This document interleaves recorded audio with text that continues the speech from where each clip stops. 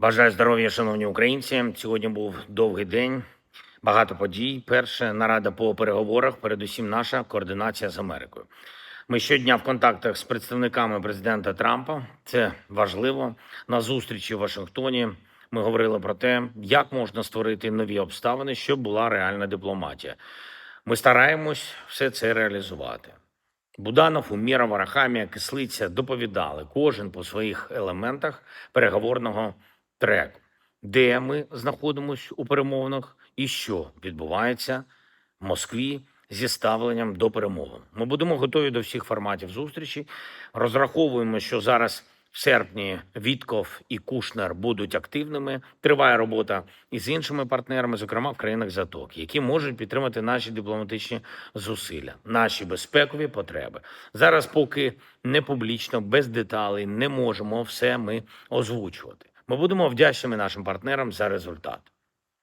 Друге, сьогодні говорили доволі детально з урядовцями та дипломатичною командою Офісу по ситуації з Європейським Союзом, по наших потребах, наших очікуваннях і наших планах. Вже почалось відкриття кластерів у перемовинах. Це не просто щось бюрократичне, це реальне наближення того часу, коли ми зможемо сказати, що Україна набуває повноправного членства в ЄС. Саме це наша мета. Повноправне членство, і сьогодні визначили порядок кроків, які можуть це прискорити. Ми в Україні вважаємо, що можемо налаштувати процес так, щоб наш вступ йшов по спеціальному фаст-треку. Що це означає на практиці? Різні інтеграційні процеси, робота по зближенню наших інституцій. Це все може не розтягуватися в часі. Ми можемо робити паралельно кроки по всіх напрямках інтеграції.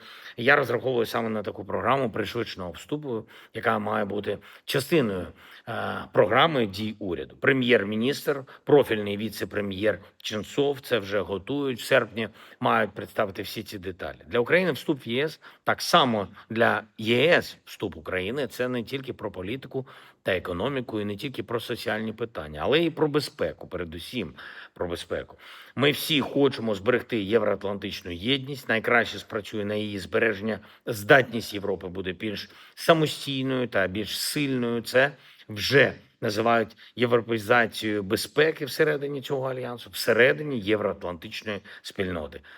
І це напряму пов'язано з тим, яким буде НАТО. Ми робимо свій внесок, тільки з Україною ЄС може бути та має бути гарантовано здатним захищатись від усіх типів загроз. Була доповідь СБУ, погодив Службі безпеки України нові операції. Сьогодні Олександр Поклад доповів, що зроблено за липень.